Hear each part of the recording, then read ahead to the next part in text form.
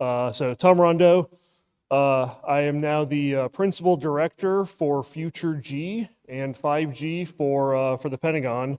I used to be a DARPA program manager for about 6.5 years, and before that I was the lead maintainer for GNU Radio for a number of years. Dubious honor of having actually started this conference. So when asked by Samantha if I would give a lightning talk, as a good DARPA program manager, I can't resist a microphone. So here I am. So what I wanted to go over, and I brought a cheat sheet because just in case I forget, is I want to talk about Star Trek. So if you're familiar enough with the Star Trek, film series, let's go back to the original series. You've got Star Trek the motion picture. Who's seen the original Star Trek the motion picture? Not a whole lot of hands. We do have nerds in the audience, right? Okay. Really kind of dreadful movie. Star Trek 2, The Wrath of Khan, like that was pretty fun, right? Star Trek 3, The Search for Spock, again, pretty, yeah, I mean, we've seen it, but anybody like The Search for Spock? Yeah, that's what I thought, right? Star Trek 4, The Voyage Home, it's actually not bad. Star Trek 5, The Final Frontier, has some good components to it, but really, you get to the sixth one, Star Trek 6, The Undiscovered Country. That one I love, partly because it's got all the Shakespeare allusions in it and everything. But so what's the trend here, right? Only the even ones are good. That's been the running joke for Star Trek for a long time. So I'm the principal director for the DoD on 5G, and what I'm arguing here is that when it comes to cellular generations, only the even ones are good.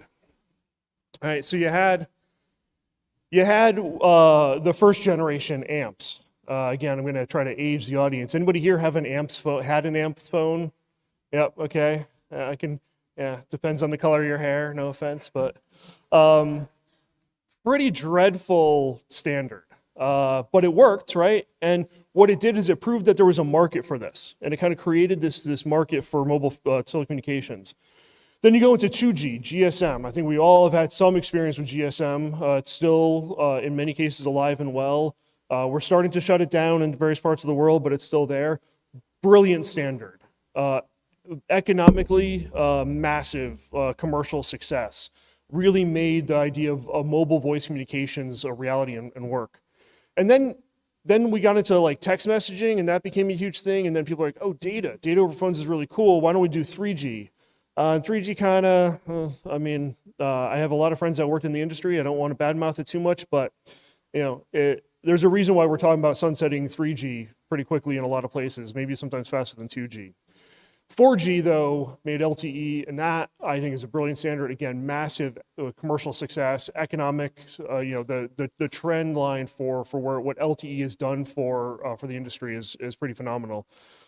Even to this day, when I see 5G show up on my phone, I go, maybe I'd almost rather go back to 4G. It's great.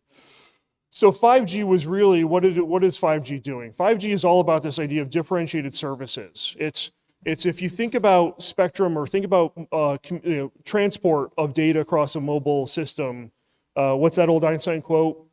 A telegraph is if you pull a cat's tail in Los Angeles, you hear it meow in New York. Wireless telegraph is the exact same thing without the cat. So it's just transport of information across here. And if you do that, if you think about it, like a highway system, LTE is a highway for everything. It's the same type of highway for everything you want to do. It's like if I drove I-95 to connect to Richmond and DC, and I also had to build I-95 to connect to your house. 5G allows you to differentiate why you need to build roads. So you can have service roads, access roads, driveways, in the backwoods, wherever you want to kind of give you the kind of service that you need for that different architecture. This is where the whole network function virtualization, software-defined networking comes in. So we can more specifically carve out spectrum and resources to enable things like the Internet of Things, IoT type, smart cities, all those things, smart warehousing, all those things that can actually be better use of that resource. Brilliant concept But how well is our 5G working for us today? Now, of course, we're not really done with 5G. There's still some releases left and some work to be done there. But what I'm arguing here is that 6G is that next revolution. It's that we're proving out, we're revolutionizing the market in the odd generations, and we're going to use that to learn what those markets need and need to be sustainable, and that's what we're going to build towards. So my argument here, my talk today is just to try to give you some context for what you're seeing in the 5G world today, why I'm still super excited about it, because it's going to lead us into understanding what those markets are, what the next real laydown of a telecommunications network is going to look like across the world, and why, if you think through that economic aspect of those generations, the leadership that we've shown in building software and services on top of LTE, that's the kind of thing that I'd like to see us continue to focus on, those application areas, for when we have that kind of real 5G, maybe we'll call it 6G at that point, lay down of a network, so we can continue to succeed in creating those services, those applications and technology that has been so successful, and thinking about those new ideas for the future. And so while I'm working for the Department of Defense, I obviously have a very focused aspect of what I care about with those application services, but national economic competitiveness is important to our national security. And so we're really investing in trying to make sure that that's also a part of this story and part of what we're doing. And I'll conclude with that, and hopefully will generate some conversation and a lot of questions from me later. I'll be around most of the week if you find me. So thank you, and I believe we're going into break. All right, great. We're going to break.